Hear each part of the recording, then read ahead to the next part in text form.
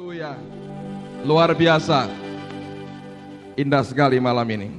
Saudara, apa yang saya bagikan buat saudara malam hari ini, saya mau katakan ini penting sekali.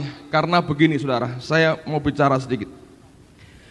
Beberapa minggu, khususnya minggu terakhir ini, sudah jalan 2 kali. Kita sepakat bahwa semua kelompok-kelompok pendoa syafaat dari setiap departemen setiap hari Sabtu digabung kekuatannya, ditambah dengan siapapun yang mau bergabung, dan sampai hari ini terbuka bagi setiap saudara. Kita janji ada waktu di mana akan berdoa bersama-sama setiap jam 8 malam hari Sabtu. Tadinya pada tahun yang lalu saya dengan beberapa teman saja yang buat itu setiap jam 8, setengah 9 kami kumpul di sini, lalu kami buat lingkaran kecil dan kami berdoa. Sejak kami pindah di belakang, tiap Sabtu dikerjakan seperti itu. Nah, tapi saya merasa bahwa masuk tahun 94 ini, saya katakan pada awal tahun yang lalu, Tuhan memberikan ayat dalam Mazmur pasal yang ke-91. Dan kalau kita baca, menurut para komentator Yahudi kuno, itu merupakan Mazmur yang tercipta pada waktu mereka menghadapi demonic attack atau serangan kuasa gelap. Tetapi Mazmur itu justru memberikan jaminan bahwa Allah akan memelihara, Allah akan menjagai, Allah akan memproteksi akan kehidupan kita. Hanya syaratnya kita harus tinggal dalam hadiratnya, dan kita ada di bawah bayang-bayang dari El Shaddai, the Almighty God, Allah yang Maha Kuasa. Nah saudara sekalian, ketika saya ke Jakarta hari Senin yang lalu, ada beberapa saudara yang sharing dan mereka berkata, tahun ini mereka berkata begini, Pak, Tuhan memberikan ayat dalam Mazmur 91. Dan saya kaget sekali karena itu lebih dari 3 orang yang berkata begitu. Dan kemudian kami bagikan dan saling membagikan apa yang kami dapat dari Tuhan. Jadi saya makin yakin bahwa itu merupakan sungguh-sungguh sesuatu yang Tuhan mau kita mengerti. Tahun ini saya katakan merupakan tahun peperangan rohani yang sangat dahsyat. Tapi saya mau katakan bahwa setiap kali orang-orang Israel mengalami serangan, sebenarnya ada 2 pilihan. Kalau mereka berdosa di hadapan Tuhan, mereka akan kalah dan mereka akan dijarah habis. Tapi kalau mereka benar di hadapan Tuhan, maka mereka akan mengalahkan musuh-musuh mereka, dan bahkan itu merupakan saat di mana mereka menjarah akan apa yang dimiliki oleh musuhnya. Jadi saya mau berkata buat saudara, tahun ini bukan tahun yang mudah. Ini merupakan tahun peperangan rohani, tapi juga bukan tahun kekalahan buat kita. Amin. Ini tahun jarahan buat kita. Saya berani berkata, hidup kita akan diberkati Allah luar biasa. Dan saya sudah melihat di gereja ini, bahkan beberapa teman berkata kepada saya, dan ini yang saya cek, saya doakan, saya yakin ini benar. Aneh sekali, dalam 1 minggu ini, beberapa teman berdoa, lalu mereka terima pernyataan Tuhan yang sama, yang isinya berkata begini, tengking dan usir dan hancurkan belalang pelahap. Kalau Anda baca dalam kitab Nabi Yoel, itu belalang yang menghabiskan akan semua panen daripada orang-orang Israel. Nah aneh, beberapa teman berdoa di tempat yang terpisah, mereka menaikkan doa yang sama pada saat-saat yang hampir bersamaan. Itu berarti Tuhan ingin di tengah-tengah kita, belalang pelahap itu dibongkar dan didorong keluar, sehingga setiap berkat Allah yang Dia berikan buat kita, kita bisa menikmatinya. Amin, saudara. Saya melihat akan kenyataan itu. Anda percaya boleh tidak? Mesti percaya karena akan kami tunjukkan dalam laporan. Dalam 2 minggu, dalam 2 kali kebaktian minggu kita selama tahun 94, ini baru masuk minggu ketiga kita kebaktian. Persembahan yang jemaat ini beri itu melebihi dari apa yang pernah diberikan tahun-tahun sebelumnya. Bahkan kalau dibandingkan pada waktu kita masih sewa di Wisma Gajah Mada, dalam 2 kali, dalam sekali kebaktian, dalam sekali hari Minggu itu sudah melebihi, lebih banyak, jauh lebih banyak. Itu kira-kira 1,5 kali lebih banyak dari persembahan 1 bulan penuh yang kita terima, saudara. Luar biasa nggak? Saya kagum dengan saudara, saya kagum dengan Allah kita yang mengubah kehidupan kita. Itu baru sekali, Anda bisa bayangkan, sekali persembahan itu 1,5 kali dalam seluruh pendapatan gereja selama 1 bulan.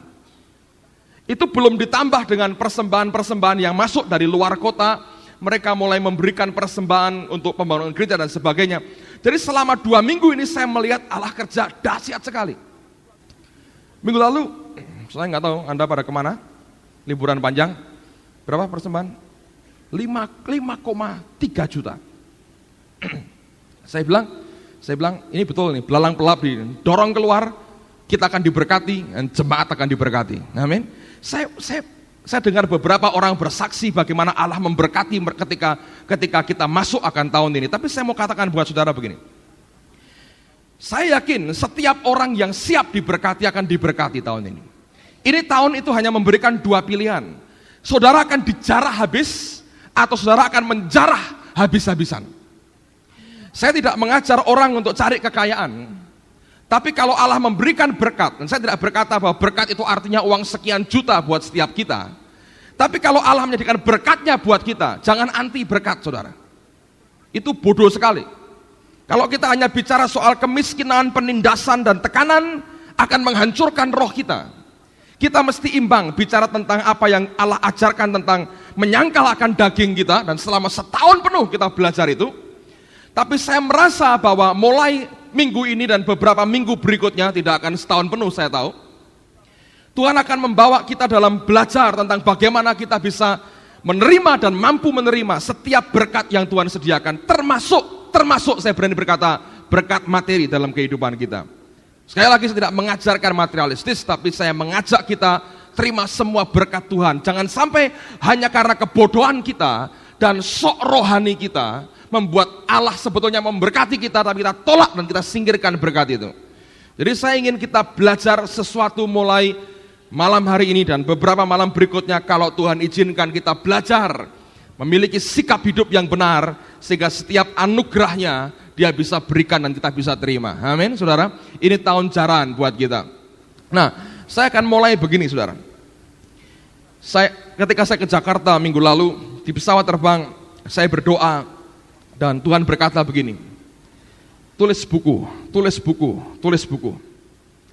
Saya berkata, saya sudah buat itu Tuhan, dan saya buat dalam bentuk buletin, saya ringkas khotbah saya dan saya bagikan.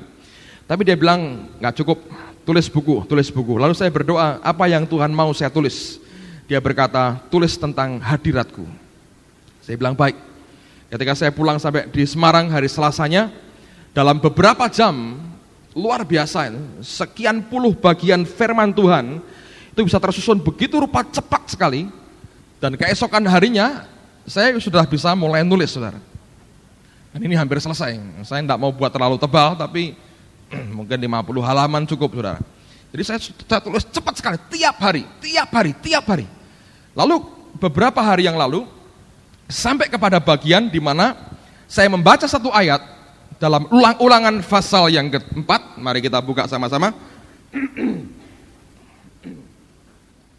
Ulangan pasal yang keempat, ayat yang ke-37. Ulangan 4, ayat yang ke-37. Alkitab berkata demikian, karena Ia mengasihi nenek moyangmu dan memilih keturunan mereka, maka Ia sendiri telah membawa engkau keluar dari Mesir dengan kekuatannya yang besar. Dalam bahasa Inggrisnya bukan dikatakan dengan kekuatannya yang besar, tapi dengan by His presence, dengan hadiratnya. Allah membawa akan 2,5 juta lebih orang Israel keluar dari Mesir dengan hadiratnya. Bahasa Indonesianya dengan kekuatannya yang besar. Nah, ketika saya baca itu, Roh Kudus mengajar sesuatu. Saya bagikan kemarin, saya bicara dengan beberapa teman di kantor. Saya ini orangnya begini, saudara. Saya kalau sudah terima sesuatu dari Tuhan, dan itu memberi makan saya nggak tahan untuk bicara sama orang. Sekalipun 2-3 orang, saya mau kasih semua yang saya dapat gitu. Setiap kali Tuhan mengajar saya, hati saya bergejolak, itu merupakan sesuatu yang menarik, yang exciting sekali. 1-2 orang nggak urusan buat saya, pokoknya apa yang Tuhan taruh dalam hati saya mau curahkan semua supaya mereka juga diberkati. Nah, Roh Kudus mengajar begini. Bayangkan, saya bertanya begini, Tuhan, kenapa harus hadirat-Mu yang membawa mereka keluar dari Mesir? Dan Roh Kudus mengajar saya begini. Engkau ingat Musa? Berapa juta orang yang keluar dari Mesir? Saya berkata, banyak orang berkata lebih dari 2,5 juta orang. Itu artinya hampir seluruh penduduk Semarang dikumpulkan jadi satu. Anda bisa bayangkan itu. Lalu kita baris sama-sama. Kita lihat karnavalnya udah capek, nggak selesai, saudaraku. 3 jam nggak selesai. Ini seluruh kota dikumpulkan dari satu, suruh satu orang mimpin tanpa mikrofon seperti ini, tanpa pengeras suara. Orang-orang tegar tengkuk semua, keras. 2,5 juta lebih baris, saudara, keluar dari Mesir. Tuhan berkata, bagaimana mungkin Musa dengan manusia, kekuatan manusianya sanggup buat itu? Saya bilang nggak mungkin, Tuhan. Lalu Tuhan berkata, Musa itu orang yang berhasil tidak? Saya bilang, ya berhasil Tuhan sebetulnya. Tapi dalam pandangan manusia, sebetulnya kalau orang boleh berkata, apa betul dia berhasil? Dari 2,5 juta orang yang dia bawa keluar, yang dia bisa bawa masuk ke Kanaan berapa orang, saudara? Berapa? 2. Saya mau tanya, itu orang berhasil atau orang gagal sebetulnya? Bahkan Musa sendiri mentok di Gunung Nebo, hanya ngelihat Kanaan, mati, saudara. Mayatnya jadikan rebutan. Lalu kemudian saya bertanya, Tuhan, kenapa bisa seperti itu? Engkau berkata hadirat-Mu membawa mereka keluar dari Mesir. Apakah hadirat-Mu tidak sanggup juga membawa semua mereka masuk ke Kanaan? Alkitab berkata mereka sehat, sepatu mereka tidak jebol, pakaian tidak koyak, mereka dilindungi Allah, tiang awan, tiang api. Apa tidak cukup di tengah-tengah hadirat yang seperti itu membuat mereka masuk sampai ke Kanaan? Roh Kudus berkata, buktinya tidak. Saya bertanya, apakah hadirat-Mu kurang kuat, Tuhan? Apakah kuasa-Mu kurang luar biasa? Dan ini yang Roh Kudus katakan. Dia berkata begini, selama setahun lebih ini, aku ajar kamu tentang hadirat-Ku. Tapi itu tidak segala-galanya. Dan tidak menjamin bahwa engkau juga bisa sampai ke Kanaan yang aku sediakan. Dan saya kaget sekali. Dan dia berkata, kurang apa hadirat yang aku manifestasikan di hadapan orang-orang Israel. Tapi nyatanya, dari 2,5 juta orang yang keluar, yang lahir di Mesir dan aku bawa keluar oleh hadirat-Ku sendiri. Dan Allah yang berkata kepada Musa, hadirat-Ku akan pergi bersama dengan engkau Musa. My presence will go with you, katanya. Kurang apa? Mereka dengar aku berbicara, Musa berhadapan muka dengan aku, as a man speak to his friend, seperti seseorang bicara dengan temannya. Itu hadirat luar biasa. Yang kurang di mana? Dan ini yang Roh Kudus ajarkan, saudara. Dan saya mau bagi buat saudara. Karena sesungguhnya kalau faktor ini tidak kita perhatikan, saya khawatir kita akan mengalami hal yang sama. Selama setahun ini kita belajar tentang hadirat Allah, tapi hadirat Tuhan itu bukan segala-galanya ternyata. Dari pihak Allah betul, sudah Dia selesaikan semua bagiannya. Tapi dari pihak kita yang kita mesti waspada. Dan ketika saya berdoa, Roh Kudus membisikkan satu kata, mentalitas budak, yang membuat mereka gagal, walaupun di tengah-tengah hadirat-Ku. Saudara, malam hari ini, saya mau ajak kita belajar tentang apa yang disebut mentalitas budak. Seperti sedikit kasar kalimat itu mungkin, tapi biar mengoreksi hidup saya dan hidup setiap kita. Kalau tidak, saya mau katakan, apa yang Allah demonstrasikan di tengah-tengah kita tidak akan berarti banyak dalam kehidupan kita.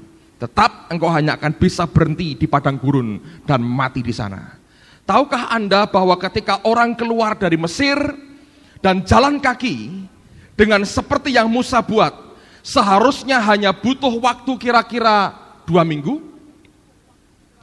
Dari Mesir untuk masuk ke Kanaan, sebetulnya hanya butuh waktu kira-kira 2 minggu. Anda tahu berapa lama mereka harus tempuh? 40 tahun. Ini mengerikan, di tengah-tengah hadirat Tuhan, 40 tahun, saudara. Roh Kudus berkata, mentalitas budak yang membuat mereka gagal. Saya mau tunjukkan beberapa hal buat saudara pada malam hari ini. Saya harap saya bisa selesaikan semuanya. Dan saudara pulang, renungkan hidupmu baik-baik. Dan mari kita belajar minta Allah mengkoreksi hidup kita pada malam hari ini. Yang pertama, poin yang pertama yang saya mau tunjukkan buat saudara adalah, yang pertama, faktor yang paling penting adalah kita harus menyadari bahwa masa lalu kita sebetulnya sanggup mengikat kita begitu erat. Dan sebagian besar orang percaya ketika dia datang kepada Yesus dan bertobat dan terima dia, masih terikat dengan masa lalunya. Dan masa lalu yang mengikat hidupnya tidak langsung otomatis berubah dan hilang waktu engkau datang kepada Yesus. Dan itu yang tidak disadari oleh orang percaya. Dan itu yang mengikat dan membuat kita terbelenggu dengan begitu kuat. Saya mau tunjukkan buat saudara, orang Israel tinggal di tanah Mesir selama 430 tahun. Hampir 4,5 abad mereka tinggal di tanah Mesir. Berpuluh-puluh tahun mereka hidup dalam kerja paksa dan tertekan.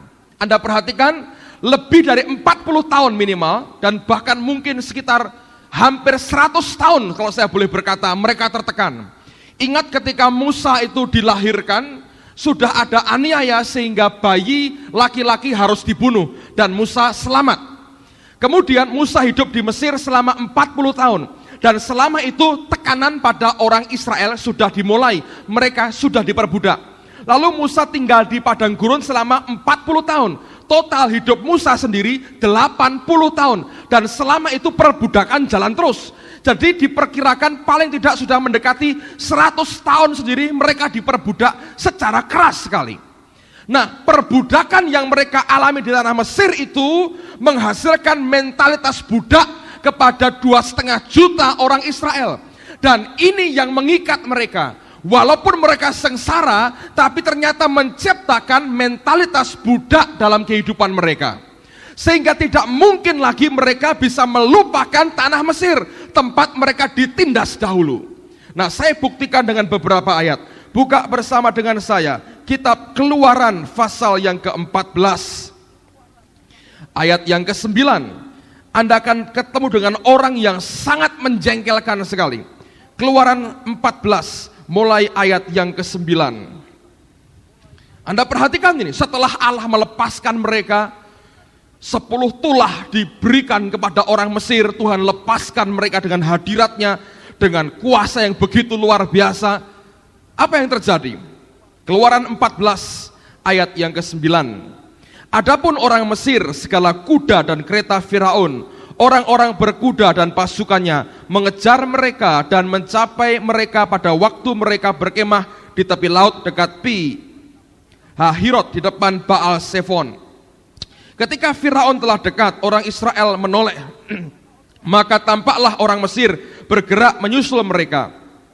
Lalu sangat ketakutanlah orang Israel dan mereka berseru-seru kepada Tuhan. Dan mereka berkata kepada Musa, apakah karena tidak ada kuburan di Mesir, maka engkau membawa kami untuk mati di padang gurun ini? Apakah yang akan kau perbuat terhadap kami dengan membawa kami keluar dari Mesir? Bukankah ini telah kami katakan kepadamu di Mesir, janganlah mengganggu kami dan biarlah kami bekerja pada orang Mesir, sebab lebih baik bagi kami untuk bekerja pada orang Mesir daripada mati di padang gurun ini. Bayangin, Allah lepaskan mereka, Musa susah payah ngadapi Firaun, waktu ketakutan ngomongnya apa? Mesir lebih baik. Daripada mati di padang gurun, lebih baik diperbudak di Mesir. Dan betul seperti yang mereka katakan, semuanya kecuali Yosua dan Kaleb, mereka mati di padang gurun. Lihat saudara, keterikatan dengan masa lalu itu begitu kuat. Ketika mereka baru mulai melangkah, ketarik ke belakang lagi. Berkali-kali ngomong Mesir, Mesir, Mesir. Perbudakan yang dinikmati, dan itu bodoh sekali. Bukti yang kedua, pasal yang ke-16 ayat yang kedua dan ayat yang ketiga. Di padang gurun itu bersungut-sungutlah segenap jemaah Israel kepada Musa dan Harun dan berkata kepada mereka, kalau kami mati tadinya di tanah Mesir oleh tangan Tuhan ketika kami duduk menghadapi kuali berisi daging dan makan roti sampai kenyang. Bayangin, ini orang paling kurang ajar yang pernah saya ketemu, saudara. Tapi ikatan masa lalu itu betul-betul membuat hidup kita kurang ajar seperti ini, saudara. Tidak pernah bisa bersyukur dengan apa yang Tuhan hari ini beri, teringat terus akan masa lalunya, terikat dengan masa lalunya. Sebab kamu telah membawa kami keluar ke padang gurun ini untuk membunuh seluruh jemaah ini dengan kelaparan. Bayangin, saudara. Hanya karena nggak ada makanan, ingatnya lebih baik makan daging dan roti di Mesir, lalu Allah bunuh aja kami daripada keluarkan. Anda bisa bayangkan mentalitas yang terbina selama karena 1 abad minimal mereka dikekang, ditekan begitu keras, menciptakan mentalitas seperti ini, terikat terus dengan masa lalunya dan tidak mereka sadari. Yang ketiga, pasal 17 ayat yang ketiga. Hauslah bangsa itu akan air di sana. Ini soal air, saudara. Tadi soal makan, ini soal air. Kalau pertama soal nyawa. Kalau nyawa ngomel ya mungkin masih bisa dimengerti. Makan ya ngomel. Mau minum nggak ada, ngomel lagi. Lihat lagi. Hauslah bangsa itu akan air di sana.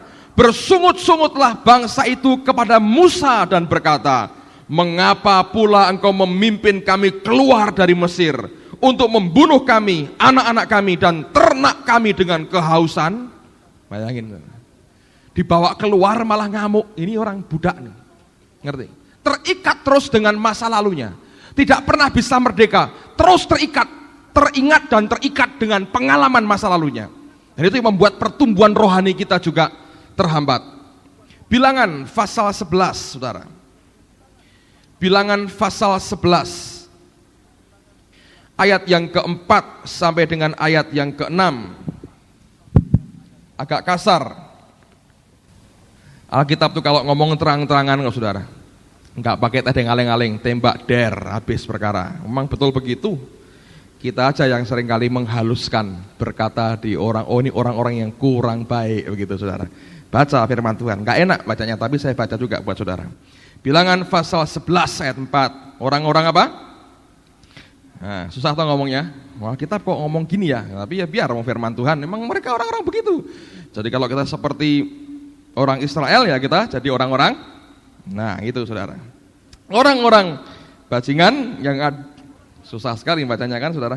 Yang ada di antara mereka kemasukan nafsu rakus. Ada nggak di sini yang kemasukan nafsu rakus? Dan orang Israel pun menangislah pula serta berkata, siapakah yang akan memberi kita makan daging?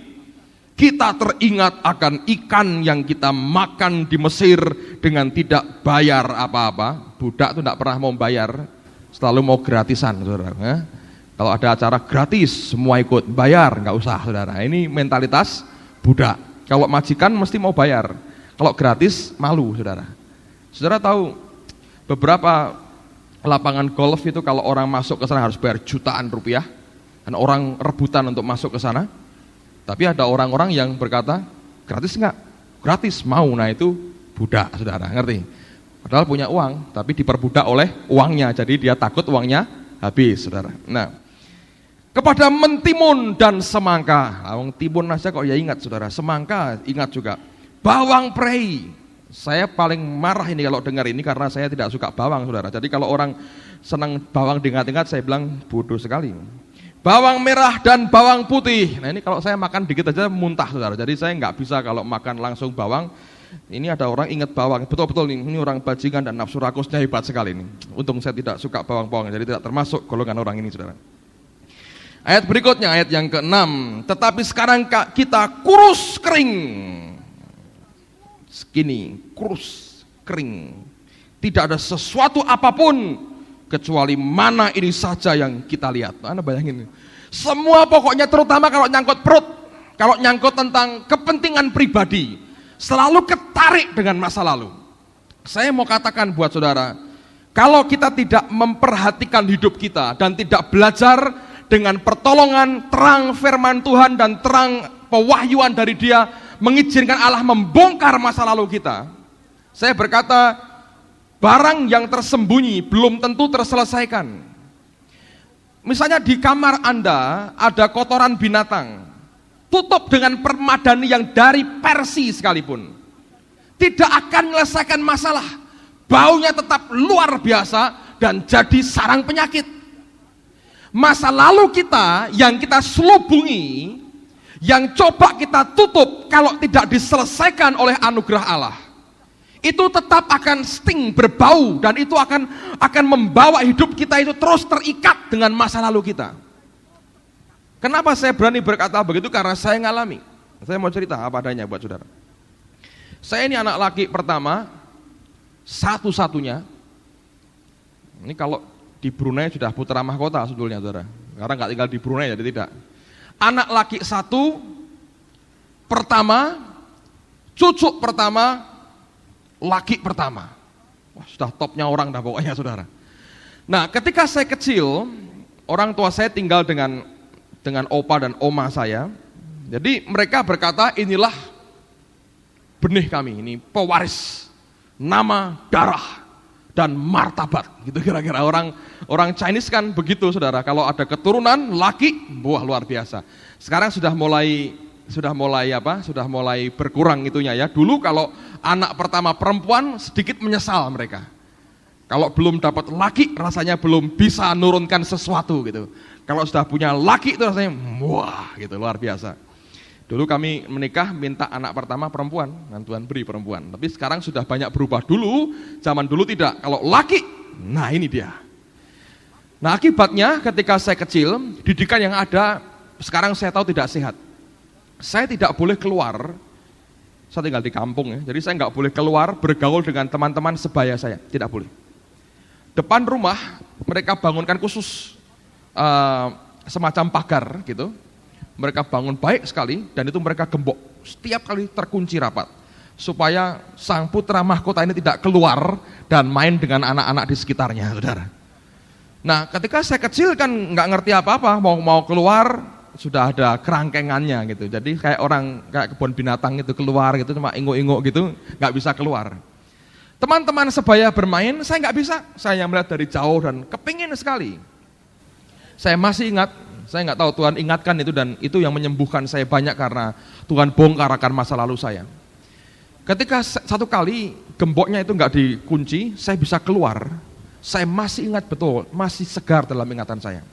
Saya keluar rumah, saya lari ke jalan sekencang-kencangnya dan tidak tahu mau kemana, saudara. Itu seperti kuda bedal, bung, saudara. Karena bertahun-tahun dari kecil itu orang tua terus. Oma dan opa kemarin makanya saya katakan bahwa ada oma-oma yang liberal, ada yang konservatif. Nah ini saya dapat yang konservatif, saudara. Saya kalau jajan di luar jangan, kotor katanya. Jadi kalau sampai hari ini makanya tidak pernah diberi uang jajan. Kebiasaan yang saya pegang sampai hari ini tanpa sadar, saya nggak pernah periksa dompet saya kalau saya pergi, saudara. Jadi karena nggak pernah dibiasakan pegang uang kalau saya pergi. Mereka sediakan roti yang mereka anggap ini imun, ini bersih gitu. Jadi dikekang begitu rupa. Saya masih ingat ketika pintu terbuka, saya keluar dan saya lari sekencang-kencangnya, tidak tahu mau kemana. Dan orang tua saya, opa oma saya ngejar dari belakang. Wih, dari tontonan orang saudaraku. Wah, luar biasa. Saya masih ingat, begitu ketangkap diajar saudara, bilur semua sini. Itu pengalaman yang jadi masa kecil saya.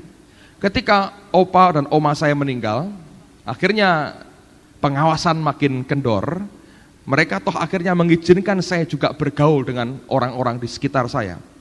Dan saudara tahu apa yang terjadi? Ini yang saya alami, ini menyakitkan sekali. Ketika saya mulai bergaul dengan mereka, saya nggak tahu mereka main umbul, main setinaan, main apa, nggak tahu saya. Jadi kalau main itu mesti malah jadi gangguan bagi yang lain gitu. Ngerti ya saudara? Karena nggak pernah bergaul, nggak tahu aturan mainnya, jadi gangguan bagi mereka. Lalu lama-lama mereka jengkel. Nah mereka jengkel, saya disingkirkan. Karena ini orang troublemaker gitu. Istilah bahasa kerennya pupuk bawang terus saudara. Jadi nggak pernah bisa dilibatkan main secara fair. Disingkirin. Nah ini kan terasa mereka nolak saya. Lalu rejection keluar dari hidup saya. Nah sejak itu saya jadi minder sekali. Dan saya tidak berani bergaul dengan orang. Ketika saya mulai kuliah, saya mengalami struggle bertahun-tahun. Struggle untuk saya bisa mandiri itu struggle sekali. Susah buat saya. Tergantung betul kepada orang tua saya. Cukup lama orang tua saya nungguin saya untuk sekolah, saudara. Saya kagum anak-anak saya ini sekarang tinggal semua sekolah. Beberapa hari ditungguin tinggal. Saya nggak bisa, lama sekali. Saya tergantung pada mereka, orang lain seperti orang asing. Dan itu tanpa sadar membentuk kepribadian saya. Jadi orang yang minder, rendah diri. Bukan rendah hati, saudara, rendah diri. Dan orang rendah diri akhirnya jadi tinggi hati. Kenapa? Karena lalu saya mencoba untuk menunjukkan, loh saya bisa. Padahal tidak perlu. Hanya saya merasa sendiri rendah. Lalu saya mencoba menunjukkan, ini loh kehebatan saya. Selalu begitu. Akhirnya jadi sombongnya nggak karuan. Sombong tapi basicnya apa? Minder sebetulnya, saudara. Nah, tahun 79 oleh anugerah Tuhan Yesus, saya bertobat dan terima Yesus sebagai Tuhan dan Juru Selamat pribadi saya. Ketika saya bertobat, saya bergaul dengan teman-teman, sebetulnya minder, saudara. Nah, kalau orang minder, ya, kalau Anda ketemu dengan orang di jalan, Anda kenal orang itu, karena engkau minder, engkau takut ditolak, engkau tidak yakin dengan dirimu sendiri, saya jadi nggak berani nyapa orang, saudara. Loh, apalagi ngomong di depan, ini, waduh, di kelas, sudah apal semua rumusnya, suruh maju, aku maju. Sampai di depan papan tulis ini, saya tahu sekian puluh pasang mata lihat saya, ini teori yang saya apalkan, hilang semua, nggak tahu apa-apa. Kok dengar dingin keluar, gemeter. Anda bisa bayangkan itu penderitaan luar biasa loh, saudara. Trauma saya karena motif mereka mengasihi tapi keliru gitu. Sekarang saya tahu mereka keliru. Nah, ketika saya bergaul dengan teman-teman, beberapa kali saya ditegur, kamu ini sombong orangnya. Tapi saya berkata, ya, hati saya menjerit. Saya bukan tidak mau nyapa orang, saya bukan tidak mau ramah sama orang, tapi saya sendiri minder sebetulnya. Takut ditolak. Jujur saya buka dengan Tuhan pada waktu itu. Sekarang saya boleh cerita karena I'm free, saudara. Nah, setelah sekian lama saya ikut Tuhan Yesus, saya bersyukur Tuhan itu membongkar begitu luar biasa. Saya masih ingat datang ke sebuah gereja ikut orang tua saya. Ada hamba Tuhan yang sudah lanjut umurnya sedang khotbah. Banyak orang ngantuk ketika dengar dia khotbah. Beberapa jemaat mulai ngomel dan berkata, ini orang kalau khotbah ngantuk, marah-marah mereka ngomel. Dalam hati saya berkata, sekalipun dia tua dan orang ngantuk, dia lebih hebat dari saya. Dia berani bicara di hadapan sekian ratus orang tanpa dia kehilangan konsentrasi dan dia berani bicara. Saya bilang ini orang lebih hebat dari saya. Saudara, akhirnya saya bersyukur Tuhan Yesus melepaskan saya. Dan terakhir saya ke Amerika, kita ngobrol dengan Pak Adi dan Pak Adi tanya begini, saya heran sama kamu. Ingat saya, kamu ini orang yang paling diam di antara teman-teman yang lain. Saya bilang that's right. Saya paling diam karena saya sebetulnya minder. Dan minder saya berat sekali. Dan itu mempengaruhi kepribadian, tahu saudara. Ada orang yang sebetulnya sombong dan mau menunjukkan siapa dirinya. Tapi sebetulnya orang itu adalah orang yang minder. Dan dia takut orang lain tidak menghargai apa yang dia buat, saudara. Dan saya mau katakan buat saudara, ada banyak orang yang keterikatan dengan masa lalunya begitu kuat, tapi tidak pernah mau minta Allah melepaskan itu. Kita coba tutupi dengan banyak hal, akhirnya kita jadi orang over. Kita bertindak di luar batas kewajaran. Dan Anda bergaul dengan mereka, Anda akan tahu persis orang ini cara berpikirnya, bertindaknya, berkata-katanya, berbuatnya tidak wajar. Coba telusuri masa lalunya. Ada sisi gelap yang belum dibuka dan diterangi oleh terang Kristus sendiri. Dan saya mau katakan, orang Israel 100 tahun mungkin ditekan, diperbudak begitu rupa. Dan itu yang membuat mereka terus ketarik. Dan akhirnya setiap kali mereka tertekan, mereka ditarik oleh masa lalunya, dan tidak pernah bisa bergerak. Dan itu hal yang pertama yang membuat 2 juta lebih dari mereka akhirnya mati di padang gurun. Dan hanya Yosua dan Kaleb yang masuk Kanaan. Tunjukkan satu ayat buat saudara. 1 Yohanes pasal yang keempat. Tadi pagi Bapak Royandi menyampaikan hal ini bagus sekali. Saudara yang datang, saya yakin Anda diberkati.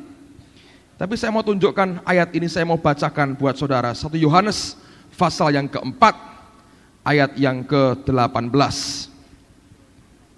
Coba perhatikan nih, faktor sebagian besar masa lalu kita itu orang-orang yang kurang mendapat kasih. Allah ingin lewat orang tua, lewat sekitar kita manusia mendapatkan kasih agape. Begitu kita kekurangan itu akan menimbulkan masalah, saudara. Seperti yang saya alami. Kasih yang saya alami bukan kasih agape.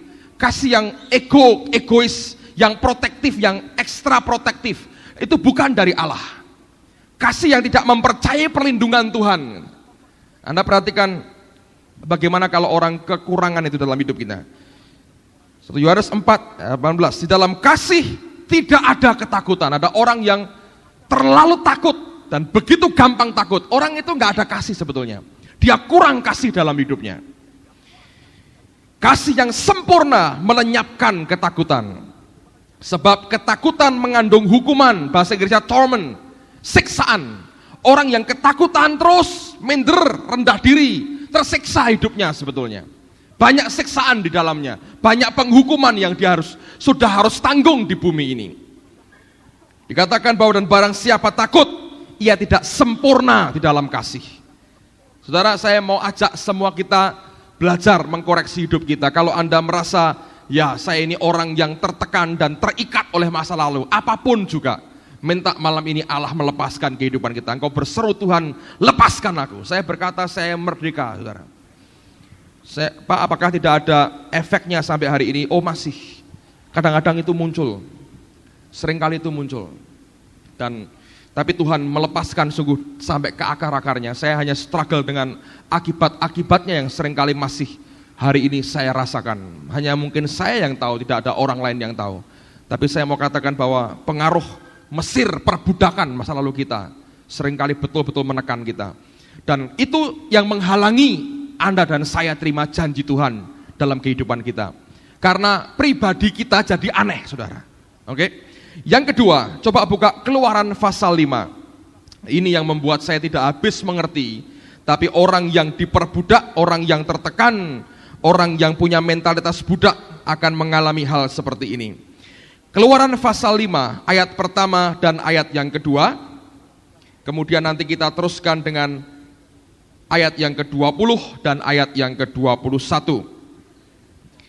Keluaran 5 mulai ayat yang pertama. Kemudian Musa dan Harun pergi menghadap Firaun, lalu berkata kepadanya, beginilah firman Tuhan Allah Israel, biarkanlah umatku pergi untuk mengadakan perayaan bagiku di padang gurun. Tetapi Firaun berkata, siapakah Tuhan itu yang harus kudengarkan firman-Nya untuk membiarkan orang Israel pergi? Tidak kenal aku Tuhan itu, dan tidak juga aku akan membiarkan orang Israel pergi. Pada waktu itu, saudara, pada mulanya Musa belum meminta izin untuk membawa mereka keluar dari Mesir. Musa hanya mintakan izin untuk mereka cuti 3 hari ke padang gurun memberikan korban kepada Tuhan. Nah, akibat daripada permintaan Musa yang sebetulnya diperintahkan Tuhan untuk menolong orang Israel, Firaun makin mengeraskan hatinya dan makin menekan orang Israel. Sehingga mereka makin menderita oleh karena Musa. Nah, maksud Musa itu baik, tapi ternyata efeknya tidak baik. Mereka tertekan luar biasa. Nah, orang yang punya mentalitas budak berkata apa? Lihat ayat yang ke-20 dan ayat yang ke-21. Waktu mereka meninggalkan Firaun, berjumpalah mereka dengan Musa dan Harun yang sedang menantikan mereka. Lalu mereka berkata kepada keduanya, dengar ini perkataan mereka. Kiranya Tuhan memperhatikan perbuatanmu dan menghukumkan kamu, karena kamu telah membusukkan nama kami kepada Firaun dan hamba-hambanya, dan dengan demikian kamu telah memberikan pisau kepada mereka untuk membunuh kami.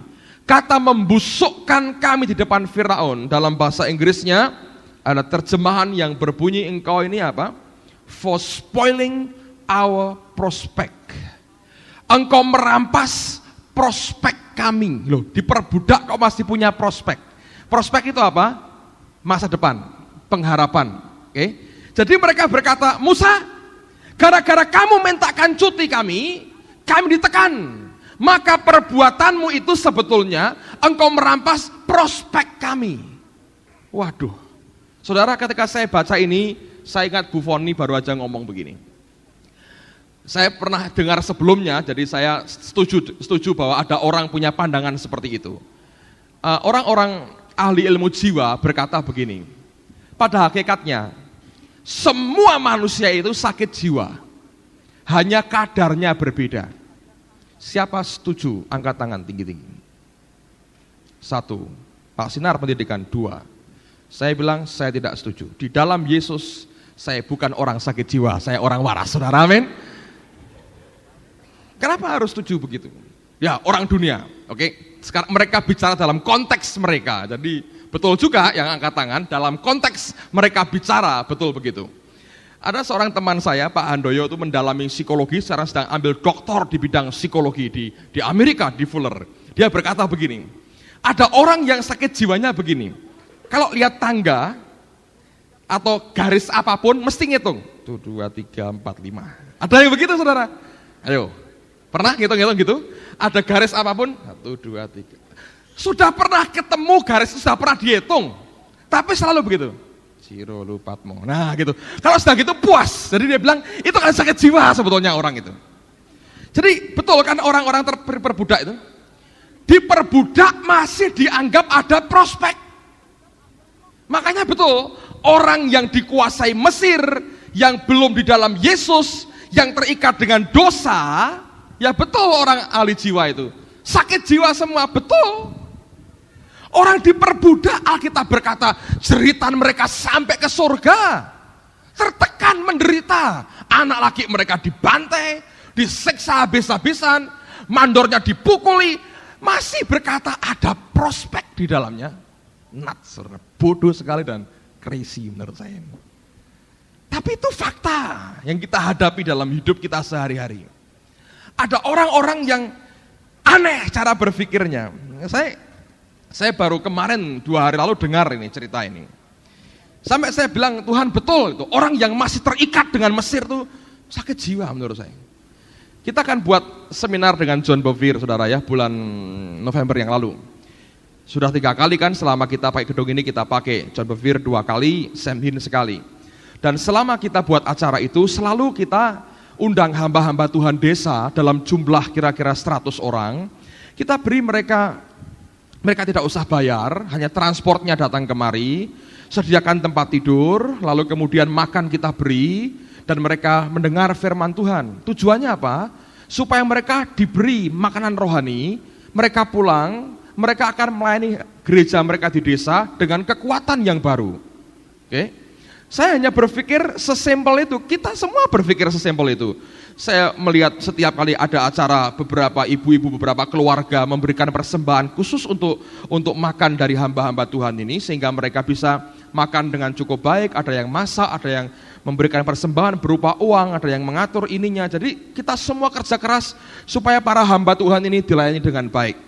Kantor kami ringkesi dulu, ditoto kasur, supaya mereka tidur, kasih kamar ber-AC, luar biasa kan? Jadi saya hanya berpikir bagaimana memberkati mereka. Anda tahu ada orang berkata begini, oh itu gereja hanya cari nama, supaya beken, hamba-hamba Tuhan dikasih makan, supaya terkenal katanya. Saya bilang crazy orang seperti ini. Tidak pernah lagi bisa melihat ada ketulusan pada hidup orang lain. Semua dilihat dari kacamata negatif, diukur dengan dirinya sendiri. Nah, saya berkata orang yang terikat itu selalu merasa dirinya baik, walaupun dia terikat. Orang lain akan dianggapnya selalu tidak baik. Saya baca sebuah artikel berkata begini, seorang pemenang akan berkata, saya memang sudah mengerjakan yang baik, tapi tidak sebaik yang semestinya saya bisa capai. Tapi seorang yang diperbudak oleh masa lalunya akan berkata, ya saya lebih baik, tetap masih lebih baik dari orang lain. Gitu. Lain sekali. Orang yang berkata, seorang pemenang akan berkata, saya memang sudah baik, tapi saya belum mencapai yang seharusnya saya bisa capai. Tapi orang yang hidupnya dalam kekalahan akan berkata, mencoba untuk membela dirinya, mencoba menciptakan image dia baik, berkata, tetap saya lebih baik dari orang lain. Dia lihat si A, si B, si C lebih tidak baik dari saya. Nah, orang seperti ini tidak akan bisa berkembang. Orang yang diperbudak akan terus tertekan. Mereka tidak merasa tidak sanggup lagi, tapi mereka seakan-akan berkata, kami ini baik. Nah, saya mau katakan buat saudara, mari belajar melepaskan masa lalu kita, dan katakanlah itu semua bukan hal yang baik, yang aku harus bisa banggakan. Aku harus bergerak, menembus akan dimensi waktu, terus bergerak ke depan dan mencapai apa yang Tuhan sediakan buat aku. Kita harus minta supaya Allah memampukan kita, memberikan kebebasan buat kita, tidak terikat dengan masa lalu kita, tapi bisa terus bergerak menatap masa depan kita yang Allah sediakan, itu penuh dengan pengharapan. Saudara, orang yang diperbudak, dia terikat dengan masa lalunya, dan setiap kali itu mengikat dia, tidak akan pernah bisa membuat dia bergerak dengan cepat. Tapi saya tunjukkan seorang tokoh, saudara. Tokoh ini namanya Abraham Lincoln. Ini presiden Amerika. Saya mau tunjukkan akan riwayat hidupnya. Kalau baca jangan Lincoln, saudara. Bacanya Lincoln. Saya dulu bacanya Abraham Lincoln. Sampai di Amerika, lihat patungnya gede di Washington itu. Saya bilang, ini Abraham Lincoln. Teman saya berkata, bukan Lincoln, katanya mereka. Lincoln. Jadi membacanya Anda harus lebih baik sedikit. Dulu saya baca New York, ketika saya SD, New York, saudara. Ternyata itu New York. Jadi kacau juga, semua serba kacau. Saya mau tunjukkan akan data riwayat hidupnya. Tahu ada orang yang bisa lepas dari ikatan masa lampaunya. Dibuka semua, biar mereka tahu. Yang merah ini semua gagal, yang hijau ini keberhasilannya. Coba Anda perhatikan baik-baik. Tahun 1831, dia gagal dalam bisnisnya. Gagal. Tahun 32, dia kalah dalam pemilihan di lembaga legislatif. Tahun 33, hancur lagi bisnisnya, gagal lagi. Tahun 34, dia dipilih dalam lembaga legislatif. Jadi dia 33, 34, 31, 32, 33, gagal. Tahun yang keempat, dia dipilih. Baru senang setahun, tahun 35 kekasihnya mati, saudara. Sweetheartnya meninggal dunia, mati. Tahun 36 nervous breakdown, sarafnya kena. Nervous breakdown. Tahun 38 kalah lagi dalam pemilihan sebagai speaker bagian dari Senat di Amerika. Tahun 40 kalah lagi sebagai elektor pemilih, kalah lagi. Tahun 43 coba masuk Kongres, kalah lagi dalam keanggotaan Kongres. Jadi tahun 35 kekasihnya mati, 36 nervous breakdown, 38 kalah, tahun 40 kalah, tahun 43 kalah. Dari tahun 35 sampai tahun 46 dibutuhkan waktu 11 tahun, dia baru berhasil lagi dipilih jadi anggota Kongres. Hanya 2 tahun, tahun 48 kalah lagi di Kongres. Orang bilang nggak becus loh, kalah lagi. Tahun 55 kalah di Senat, kalah lagi. Tahun 56 nyalonkan jadi wakil presiden, kalah lagi. Tahun 58 kalah di Senat, tahun 60 jadi presiden Amerika. Dan orang ini yang menghapuskan perbudakan orang-orang kulit hitam di Amerika Serikat.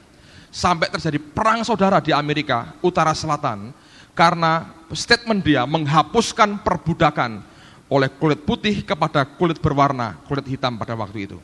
Orang ini, lihat akan sejarahnya, yang merah itu semua gagal, yang hijau 3 ini, dia berhasil. Sampai saat matinya, dia mati sebagai presiden dari Amerika Serikat. Di Washington DC ada patungnya gede sekali, kira-kira dari ujung sini sampai ujung sana, gede, duduk menghadap ke tugu kemerdekaan, duduk dengan gagah sekali. Dan semua orang ketika berkunjung ke sana, semua turis foto dan lihat Abraham Lincoln duduk dengan tegar sekali. Dari orang yang gagal, kekasihnya mati, nervous breakdown, kalah. Dan akhirnya orang seperti ini jadi presiden Amerika Serikat. Kalau kita gimana? Pemilihan, kalah. Coba lagi, kalah. Coba lagi, kalah. Jatahku, sial memang. Bye, tinggal pergi. Kira-kira begitu, saudara. Lihat. Ini orang Kristen sungguh-sungguh loh. Ini orang Kristen sungguh-sungguh, saudara. Dan saya berkata seharusnya kita begini. Tough, saudara. Ulet. Kena apa sih? Yang model begitu, engkau tidak akan pernah diberkati. Karena orang itu akan dilingkupi ketakutan. Ingat, dalam ketakutan ada penghukuman, torment, ada siksaan. Tersiksa hidupmu pasti. Bukan cuma jiwamu, fisikmu juga akan tersiksa. Dokter yang itu berkata, orang yang stres, orang yang ketakutan itu kena stres, kena penyakit darah tinggi, kena jantungnya, fisiknya akan kena, pasti saudara. Tapi lihat orang yang berjuang terus untuk ke depan, dia berkali-kali gagal, sampai puncak hidupnya, dia presiden Amerika Serikat. Dan ini orang yang menghapuskan perbudakan di Amerika, sampai perang saudara. Matinya pun dibunuh oleh musuhnya, karena dianggap berbahaya sekali. Tapi saya mau katakan, sejarah hidupnya menunjukkan, dia orang yang tough, dan dia orang yang ulet. Anda mau jadi orang hebat, memiliki keuletan yang sama. Jangan punya mental budak dalam kehidupan kita. Amin, saudara. Yang ketiga, pasal yang ke-6 dari kitab Keluaran pasal yang ke-6, ayat yang ke-8. Keluaran pasal 6, ayat yang ke-8. Alkitab berkata demikian. Lalu Musa mengatakan demikian kepada orang Israel, disampaikannya firman pesan Tuhan. Tetapi mereka tidak mendengarkan Musa, nggak mau dengar mereka. Allah berkata-kata, mereka tidak mau dengar. Kenapa? Karena mereka putus asa dan karena perbudakan yang berat itu. Kata putus asa, bahasa Inggrisnya anguish in spirit, rohnya menderita, rohnya sengsara. Coba buka Amsal 15 ayat yang ke-13. Kitab Amsal pasal 15 ayat yang ke-13. Amsal pasal yang ke-15 ayat yang ke-13. Alkitab berkata, hati yang gembira membuat muka berseri-seri, tetapi kepedihan hati mematahkan semangat. Bahasa Inggrisnya berbunyi, by sorrow of heart, dengan penderitaan di dalam hati, the spirit is broken, roh kita ini jadi rusak, jadi hancur dan tidak berdaya. Amsal 18 ayat yang ke-14. Saya sudah sampaikan dalam doa malam yang lalu, saya mau ulang buat saudara. Amsal 18 ayat 14. Orang yang bersemangat dapat menanggung penderitaannya, tetapi siapa yang akan memulihkan semangat yang patah? Amplified berkata, the strong spirit of a man sustain him in bodily pain or trouble. Kalau roh orang itu kuat, akan membuat dia sanggup bertahan terhadap penderitaan secara fisik dalam tubuhnya, atau ketika kesulitan, trouble datang. But a weak and broken spirit, tapi roh yang hancur dan lemah, who can raise up or bear? Siapa yang bisa membangkitkan atau menanggungnya? Kalau roh kita lemah, itu akan membuat kita tidak sanggup menahan akan penderitaan dan masalah dalam kehidupan kita. Tidak ada kemuliaan yang tanpa harga yang kita harus bayar. Tidak ada kemuliaan yang gratis, semua harus kita bayar harganya. Kalau engkau ingin berkat Tuhan, ingin anugerah Allah, bayar harganya. Tidak ada barang gratis, hanya para budak yang minta barang gratis. Nah, kita harus tanggung sesuatu, tapi kalau rohmu hancur, rohmu lemah, siapa yang nanggung kita? Nah, roh kita bisa hancur karena apa? Karena hati kita menderita. Penderitaan oleh karena apa? Karena perbudakan, ikatan perbudakan yang ada. Dan kalau roh kita sudah hancur, saya mau katakan itu akan menghancurkan juga seluruh kehidupan kita. Tadi pagi saya cerita konyol. Saya mau ulang lagi ya, buat beberapa Anda yang belum mendengar. Yang sudah jangan tertawa dulu, saudara. nanti bersama-sama tertawanya. Ini lelucon yang menurut saya cerita sebenarnya, tapi lelucon sedikit intelek. Jadi kalau Anda nggak bisa tertawa itu berarti kurang mencapai tingkat itu. Saya harap semua bisa tertawa nih, saudara. Jadi ceritanya begini, saudara. Ketika itu sudah tahun-tahun lama sekali ya. Ada peperangan antara satu kerajaan negara di Eropa dengan pemerintah Turki. Ketika itu belum pecah perang dan sudah tegang di perbatasan, lalu ada seorang komandan yang memimpin akan beberapa orang pasukannya yang masih muda-muda. Dan ketika makin tegang keadaan, perang akan meletus sewaktu-waktu, si komandan ini tahu bagaimana cara mendorong semangat dari anak buahnya. Lalu kemudian dia membakar semangat anak buahnya. Dia coba beranikan diri mereka. Dia coba dorong semangat mereka. Jangan takut mati. Nah ini karena ini orang Kristen, sebisa-bisanya ngomong berkaitan dengan Tuhan, saudara. Terus dia ngomong begini, kamu saya beritahu, jangan takut mati. Jangan takut dalam peperangan. Orang yang mati, kalau kita mati hari ini, pada waktu itu musim salju, dingin sekali, mereka berkata, kalau kamu mati hari ini, dengar, itu enggak apa-apa. Karena mati hari ini sama dengan kamu akan dijamu satu mangkok sup hangat oleh Yesus di Taman Firdaus, katanya. Itu musim dingin, jadi mereka membayangkannya makanan yang hangat. Dan dia berkata, kalau kamu mati dalam peperangan, kamu kan orang Kristen, jangan khawatir. Begitu mati langsung kamu disambut Yesus, kamu dijamu satu mangkok sup hangat dan makan bersama dengan Yesus. Wah, semangat tinggi saudaraku. Ini sup hangat sama Yesus di Firdaus. Wah, itu enaknya kayak apa, saudara? Sudah dingin-dingin, ingat sup hangat. Makanya di mana? Bukan di pertempuran, di Firdaus bersama siapa? Yesus. Wah, sudah topnya dunia, saudara. Mereka bilang, wah iya betul. Jangan takut mati. Mati beneran. Sup hangat bersama Yesus di Firdaus, katanya. Nah, ketika itu akhirnya meletus peperangan. Dan betul ketika perang berkecamuk, rupanya Turki lebih kuat dan negara barat ini mulai mundur. Dan mereka mulai melihat bahwa beberapa teman mereka mulai berguguran. Waktu lihat yang mati satu, mereka bilang, wah sudah dapat sup hangat dia itu. Si A mati lagi, wah sup hangat dengan Yesus di Firdaus. Mereka mundur terus, tapi itu perang makin hebat, makin menggila. Dan makin banyak yang mati. Nah waktu hari itu keadaan begitu luar biasa, bom meledak, peluru berdesingan, mereka makin ngeri. Akhirnya komandan yang ngerti teori bagaimana membangkitkan semangat orang lain ini, akhirnya ngerti, waduh ini kita kalah. Dan dia lihat dia makin takut, makin takut, makin takut, makin ngeri dengan keadaannya. Begitu ketakutan menguasai dia lari, dia meninggalkan pertempuran. Beberapa anak buahnya lihat komandannya lari, dongkolnya luar biasa. Katanya sup hangat, kok dia lari? Tapi karena komandannya lari, mereka juga ikut lari sama-sama. Nah waktu mereka lari, beberapa anak buahnya sudah mangkel sekali, dongkolnya luar biasa, tanya sama komandan, komandan kenapa lari? Hah, apa? Kenapa lari? Ya, harus lari. Apa komandan gak suka sup hangat hari ini? Tidak mau sup hangat katanya. Komandannya sambil lari bilang, enggak, aku puasa hari ini katanya. Langsung mereka lari lagi. Anda tahu yang saya ceritakan ini? Anda boleh ngerti teori lah. Apal kejadian sampai wahyu ngelotok di luar kepala. Anda boleh orang yang jagoan menyampaikan firman Tuhan, jagoan dorong semangat orang, Anda boleh jagoan ngerti setiap kalimat, bahasa Ibraninya, bahasa Yunaninya, bahasa Aramiknya, Anda bisa ngerti, Anda bisa putar firman Tuhan semau saudara.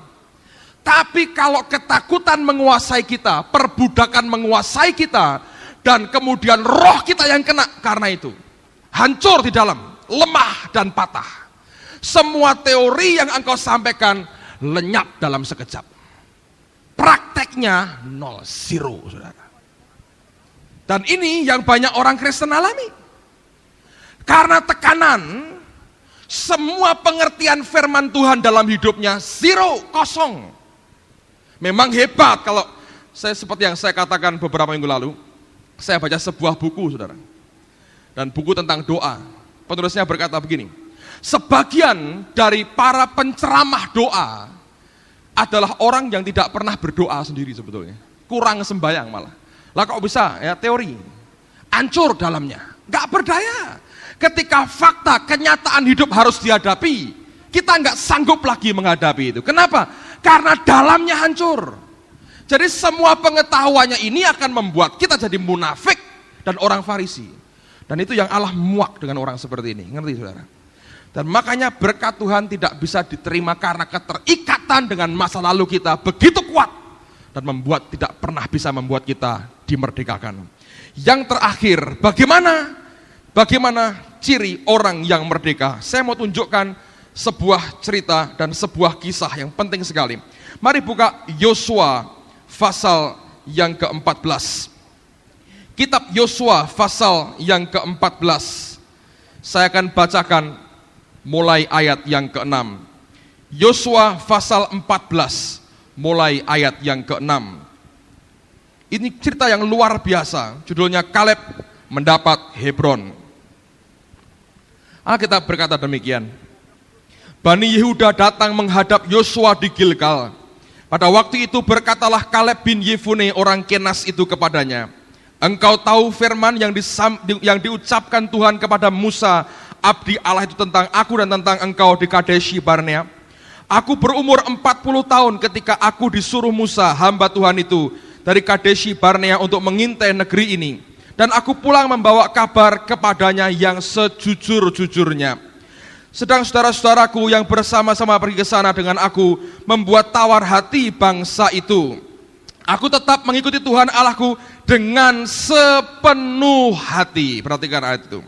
Pada waktu itu Musa bersumpah katanya, sesungguhnya tanah yang diinjak oleh kakimu itu akan menjadi milik pusakamu dan anak-anakmu sampai selama-lamanya. Sebab engkau tetap mengikut Tuhan Allahku dengan sepenuh hati. Ayat 10. Jadi sekarang, sesungguhnya Tuhan telah memelihara hidupku seperti yang dijanjikannya. Kini sudah 45 tahun lamanya sejak diucapkan Tuhan firman itu kepada Musa, dan selama itu orang Israel mengembara di padang gurun. Jadi sekarang telah berumur 85 tahun aku hari ini. Pada waktu ini aku masih sama kuat seperti pada waktu aku disuruh Musa. Seperti kekuatanku pada waktu itu, demikianlah kekuatanku sekarang untuk berperang dan untuk keluar masuk. Oleh sebab itu, berikanlah kepadaku pegunungan yang dijanjikan Tuhan pada waktu itu. Sebab engkau sendiri mendengar pada waktu itu bahwa di sana ada orang enak dengan kota-kota yang besar dan berkubu. Mungkin Tuhan menyertai aku sehingga aku menghalau mereka seperti yang difirmankan Tuhan. Lalu Yosua memberkati Kaleb bin Yefune dan diberikannya Hebron kepadanya menjadi milik pusakanya. Itulah sebabnya Hebron menjadi milik pusaka Kaleb bin Yefune orang Kenas itu sampai sekarang ini, karena ia tetap mengikuti Tuhan Allah Israel dengan sepenuh hati. Nama Hebron dahulu ialah Kiryat Arba. Arba ialah orang yang paling besar di antara orang enak, dan amanlah negeri itu berhenti berperang. Bayangin, opa Kaleb saudara, 85 tahun yang diminta Kiryat Arba. Arba itu raksasa yang paling besar di antara raksasa yang lain. Tetap dia berkata, aku minta Kiryat Arba. Yosua dan Kaleb, Alkitab berkata, roh yang ada pada mereka beda. Di mana bedanya? Bagaimana cirinya? Orang yang hidupnya betul-betul merdeka, tidak diperbudak oleh Mesir masa lampaunya, adalah orang yang mampu mengikut Tuhan dan bekerja buat Allah dan hidup di hadapan Dia dengan sepenuh hati. 4 kali dalam perikop ini diucapkan kalimat sungguh hati, sepenuh hati. Artinya itu kunci dari perikop ini. Ciri orang yang merdeka adalah dia orang yang segenap hati, saudara. Saya sharing beberapa teman di Jakarta. Mereka berkata begini, Pak, wah enak ya hamba-hamba Tuhan, bisa punya banyak waktu bersekutu dengan Tuhan. Saya bilang belum tentu. Loh, mereka berkata, loh kenapa Pak? Kayak kami ini orang-orang kerja, harus kerja lembur, harus kerja keras. Waktu kami kurang buat Tuhan. Bagaimana mungkin kami bisa dekat dengan Tuhan Kan kalau hamba-hamba Tuhan itu sepenuh waktunya buat Tuhan. Mau doa berapa jam juga bisa. Saya mau ngomong begini, orang yang merdeka adalah orang-orang yang bisa sepenuh hati dengan Tuhan.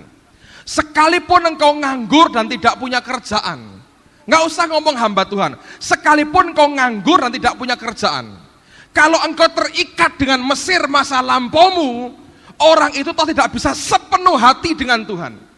Doa juga asal-asalan, belajar firman Tuhan ya asal-asalan, mau pelayanan ya asal-asalan, kerja dunia juga asal-asalan.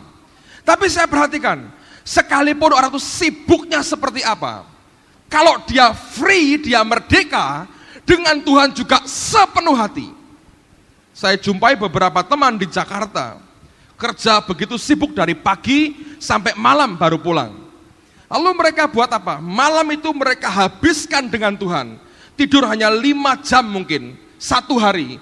Bangun pagi-pagi, cari Tuhan lagi. Lalu kerja sepanjang hari, pulang, cari Tuhan lagi, tidur, kerja lagi. Dia habiskan waktunya. Itu akan kentara dengan apa yang dia kerjakan setiap hari dalam hidupnya. Kalau orang itu malas-malesan, nggak ada inisiatif, tidak mau kerja, nggak mau mikir yang berat, nggak mau berupaya dengan segala yang dia punya, yang Allah berikan dalam hidupnya, orang itu terikat. Perhatikan, Alkitab berkata, yang punya banyak malah diberi, yang malas-malesan punya sedikit, yang ada padanya diambil. Itu hukum Tuhan, jangan lupa itu. Yang punya 5 talenta jadi 10, yang 1 diambil diberikan kepada yang punya 10. Makin besar engkau bisa mencapai, makin banyak engkau diberi. Nah, orang Kristen kalau hanya malas-malesan, gak pernah mau berusaha, gak berdoa sungguh-sungguh, Tuhan apa yang harus aku berikan buat engkau, kerja sepenuh hati kita, orang itu orang yang terikat. Engkau boleh jadi pendeta atau kerja dengan orang dunia atau kerja apapun juga akan kentara dari hidupmu. Pasti, saudara. Saya tidak berkata semua orang yang kerja keras adalah orang yang merdeka. Tidak, ada orang yang kerjanya ngoyo dengan kekuatan sendiri. Tapi semua orang yang merdeka pasti orang yang mau kerja keras, saudara. Yang tidak akan pernah bisa membuat waktunya ini nganggur dan terbuang dengan sia-sia. Pasti. Tidak semua orang kerja keras orang merdeka. Tapi orang yang merdeka di dalam Tuhan adalah orang yang tidak pernah kenal rasa lelah. Dia habiskan seluruh waktunya buat Tuhan karena dia cinta kepada Allahnya. Tapi orang yang terikat tidak pernah bisa. Coba suruh kerja dengan dunia juga akan malas-malasan. Cutinya paling banyak, izin terus dengan berbagai alasan. Itu merugikan perusahaan. Kasih peringatan kalau perlu, pecat kalau perlu, saudara. Belalang pelahap itu, makan gaji buta. Ya, saya berkata begitu. Orang Kristen mesti kerja segenap hati kita. Kalau engkau merdeka, engkau kerja segenap hati.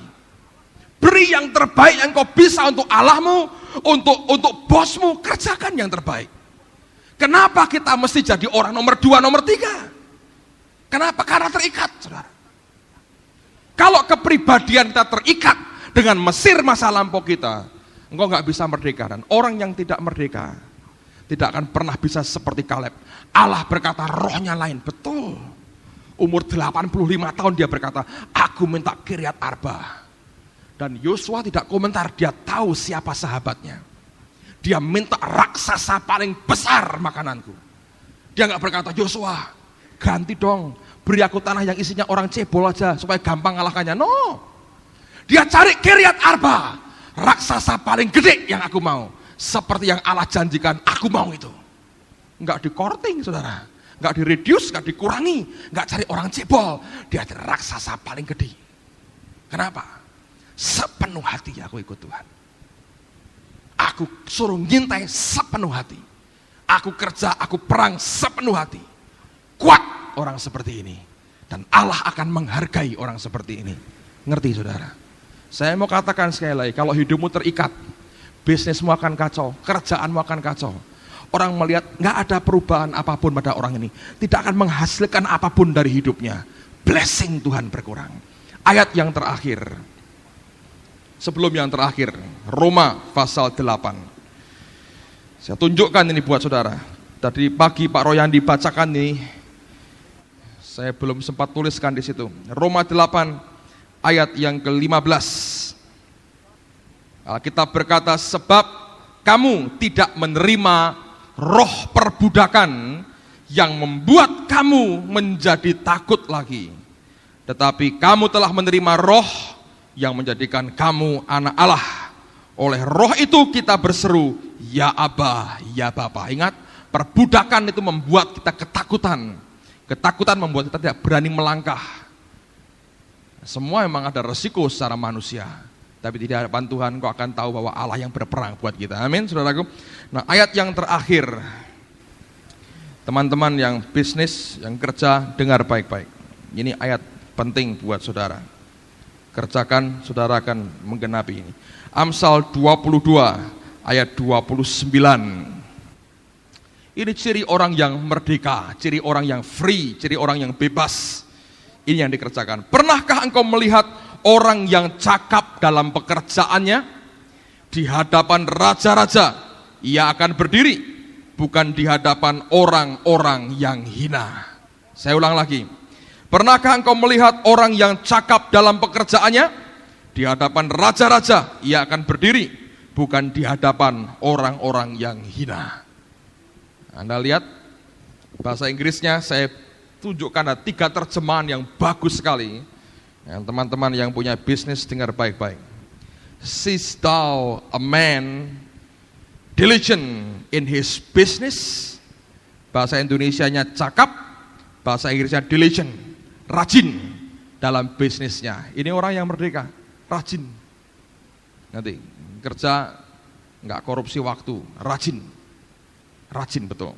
Yang kedua, have you seen a man who is expert in his business? Di samping rajin, dia juga cakap, ahli, expert dalam bisnisnya. Segenap hati. Hanya orang yang segenap hati akan rajin. Dan segenap hati mesti expert. Pasti saudara, nggak mungkin tidak. Dokter mau spesialis, harus rajin. Kerajinannya akan membuat dia expert. Kalau nggak pernah praktek, nggak tahu penyakit yang sebenarnya, mau spesialis apa, saudara? Dokter Yohandi saya tanya tadi, spesialis bedah ginjal, sedang studi dia ambil spesialisasi. Yang ketiga, you see some man sharp at business, tajam dalam bisnisnya. Orang yang cakap artinya orang itu diligent, rajin, expert, ahli, dan tajam dalam bisnisnya. Bukan tumpul. Dan itu hanya dimiliki oleh orang yang segenap hati bersama dengan Tuhan. Amin. Dan itu hanya dimiliki oleh orang yang bebas dari Mesir masa lampaunya. Saya seringkali berkata pada beberapa teman, saya berkata, saya belajar akan prinsip ini. Mau pelayanan, segenap hati, saudara. Nanti saya mau tambahkan satu pengumuman penting buat saudara, mencari tenaga pelayanan. Mau segenap hati. Jangan apa yang saya suka, ini membosankan, saya tinggal. No. Ketika saya aktif dalam pelayanan, dulu dalam kepanitiaan kerjaan saya dekorasi. Ya, Helmi, kerjaan saya dekorasi. Kalau ada retreat, kerjaan saya panitia bagian keamanan, karena badannya paling besar, saudara. Jadi panitia bagian keamanan, make sure, meyakinkan panitia yang lain bahwa laki tetap di kamar laki, perempuan di kamar perempuan. Modalnya baterai, tengah malam ronda, itu kalau retreat, saudara. Kerjaan saya begitu. Saya dari nol, dan saya berkata saya segenap hati. Saya masih ingat, satu kali saya diundang di Surabaya oleh teman saya, dimasukkan ke persekutuan doa yang kecil-kecil, isinya 10-15 orang. Pertama kali saya keluar, mulai pelayanan sebelum menikah, kecil sekali, nggak ada artinya secara manusia. Saya bilang, Tuhan, saya mulai dari kecil ini segenap hati saya. Tiba-tiba satu di antaranya saya diundang oleh seorang hamba Tuhan. Dia punya kelompok Bible study, isi 10 orang. Cuma pakai kursi melingkar 10 orang, nggak banyak. kasih papan tulis, saudara. Dan dia ngomong sama saya, tolong beritakan firman Tuhan. Saya dari dulu sudah belajar banyak buku saya baca dan saya belajar, saya study firman. Saya kutip beberapa kata-kata asing dalam bahasa Yunani ataupun Ibrani. Saudara tahu apa yang hamba Tuhan ini buat? Dia dengar saya ngajar begitu, dia masuk ke dalam. Dia ambil referensi Bible-nya, tebalnya segini. Dia cek apa yang saya katakan, dibuka di depan saya. Dibuka di depan saya. Anda, saya ini nggak pernah sekolah teologi ya, jadi saya baca buku aja, self study. Saya ngomong bahasa asing, saya tanggung jawab, saya nggak asal ngawur ngomong. Saya make sure beberapa kali bahwa itu benar. Nah, dia buka di depan saya, buku tebalnya segini. Dia buka, dia cari, betul nggak itu? Dia ngomong gini artinya begini. Dia buka di depan saya ngomong, dia buka di depan saya.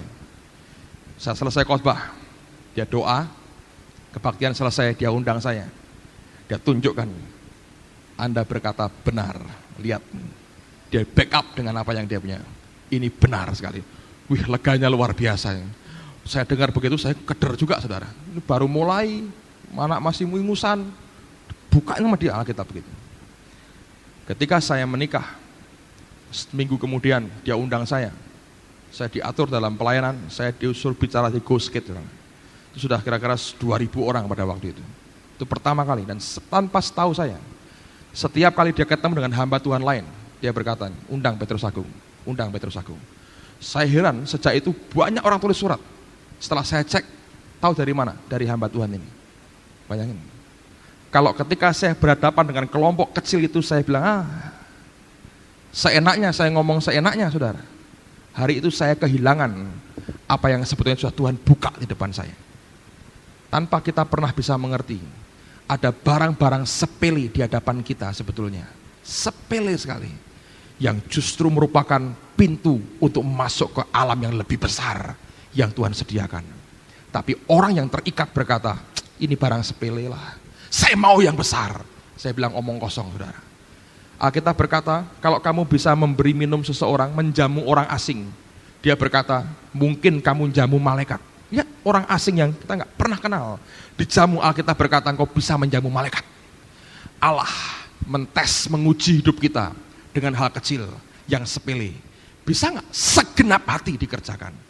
Bisa, kalau engkau free, engkau merdeka, engkau bebas. Tapi kalau engkau terikat, tidak bisa segenap hati. Engkau berikan untuk itu. Padahal sebetulnya itu peluang untuk masuk ke tempat yang lebih besar yang Tuhan sediakan buat kita. Amin, saudara. Saya berdoa setiap kita mulai malam hari ini berkata, Tuhan bebaskan aku dari keterikatan Mesir masa lampauku, supaya aku merdeka, memberikan segenap hati apa yang Tuhan anugerahkan buat aku hari ini. Itu merupakan rahasia kita diberkati. Mari berdiri bersama-sama, saudara. Haleluya. Genap hati dengan Engkau, Tuhan. Oh, rajin, diligent, cakap. Kami dibangun dengan mentalitas kerajaan dan bukan mentalitas budak. Kalau kami rajin, cakap dan tajam, dunia akan melihat kemuliaan-Mu lewat kehidupan kami, ya Tuhan. Hamba berdoa, biar Roh-Mu menerangi akan hidup setiap kami, Tuhan.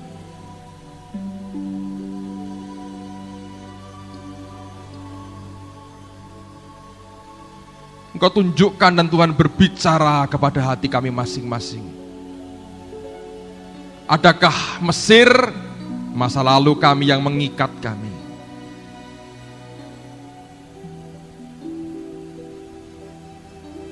Malam ini kami minta Engkau lepaskan dari hidup kami, Engkau angkat dari hidup kami, ya Tuhan. Kami tidak mau diperbudak lagi.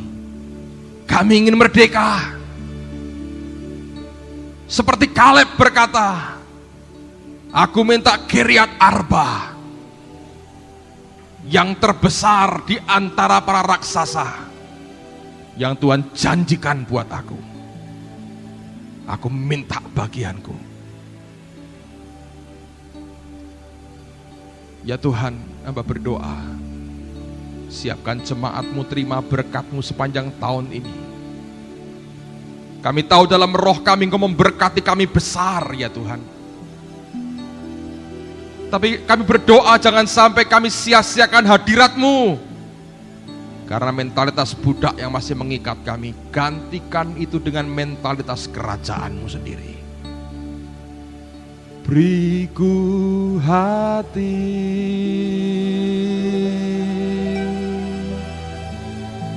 untuk menyembah-Mu.